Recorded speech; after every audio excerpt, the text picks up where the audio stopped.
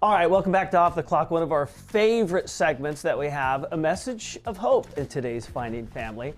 A segment comes from a girl who is searching for her birth father. Now she finally has closure thanks to this guy, Jay Rosenzweig of birthparentfinder.com. Good morning to us, and to you, I should say. It's not good morning, it's good day. We're doing this at 2 o'clock in the afternoon. Don't even know, it's the morning stuff, Jay. Anyway, I digress. Tell us about everything you experienced. Well, this is a story of hope, and my client was our Christmas holiday giveaway recipient. Her name is Kiera, and she's in her 30s, and when she was 18 years old, she gave birth and did not know who the father was whatsoever, had no clue. At that time of her life, she was in a bad place. She had indiscretions, she was promiscuous, and honestly had no idea who the father was. At that time, she did have a 2-year-old son, so she really needed to get the answers for her daughter, and her daughter is a straight A student, a star volleyball player, beautiful family, and we did this for her pro bono, and she took a DNA test with Ancestry.com, and a close relative showed up. It said close relative, first cousin. So that could either be a first cousin or an uncle. So we found out who the guy was, we contacted him, and we concluded, based on DNA and everything else, that he was the brother of the birth father. We got in touch with the birth father, and he admitted he was the guy. And we showed her the picture, and she goes, I don't remember the guy whatsoever. And then we had a Zoom call with our genealogist who showed Kiera that this was the birth father, and we are 100% sure this is the guy, and the guy is very receptive, and they actually met in person during Christmas, and he brought her presents, and the story could not have been any better. Hey, Jay, real quick, we're going to show a clip of video. What are we about to see? Is this part of what you talked about? This is explaining the DNA, and also the Kiera finding out that this is actually the birth father and her reaction. All right, let's take a look. What did you find out when you looked at the DNA? So there was actually some really helpful information, obviously without getting into specifics, individual names or anything.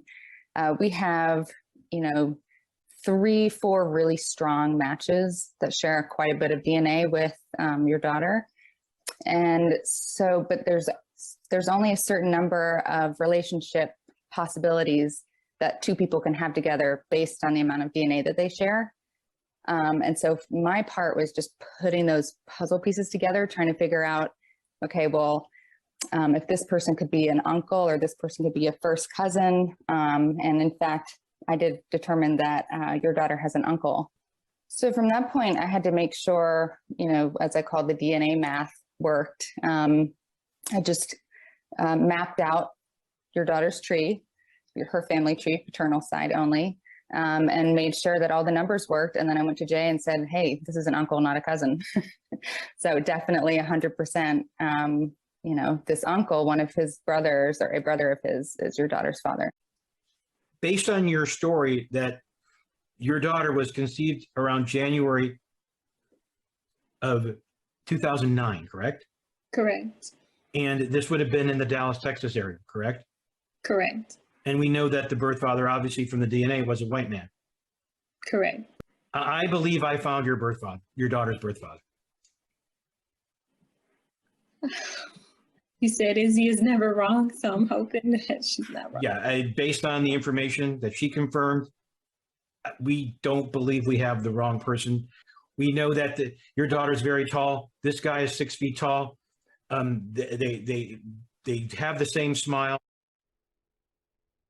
Wow. Yeah, I'm sure that obviously she was excited to get that information, but a lot of times, the man, the father, could be living a life and maybe this is something they don't. I'm just curious, did the father want to be a part of her life? Did a full background check on him, and he doesn't have any kids, and he's been married for 4 years, and we didn't know how this would turn out. And the Zoom call we had was with him and his wife she's an angel. I mean, she understands this completely, and they actually are in her life. They've met twice already, and this couldn't have worked out any better. He brought her presents for Christmas. She communicates with him through the wife through text messages. And there's various reasons for that, which I won't get into. It's very sensitive. There's a lot of things I can't talk about this case. But something the birth father said to me during the call, he said, "I don't feel like I deserve to be a father, but I'm glad that I am." Oh, wow. And that's all we need. Yeah, that is. So we'll make it quick. One last question. What next? Like, how do you feel? Like, are they at the peak of whatever it's going to be? Or do you think there's a potential there for further reunification? Or where do you see it going? Real quick. Well, you know what? At this point, I really don't know. I haven't talked to her in a few weeks, but I mean, this could get very interesting because she's only 12 years old and he is her birth father, and technically he's responsible for child support. I don't know if she's going to go that route. She can. I don't know. The ball's in their court, but he'll do whatever it takes to be a good father, and I really do believe he wants to be in her life. All right. Jay, thanks. The work you do is amazing. To see more about the work that Jay does or see real success stories, just head over to any of their social media pages at Birth Parent Finder or visit their website, birthparentfinder.com. Jay, thanks.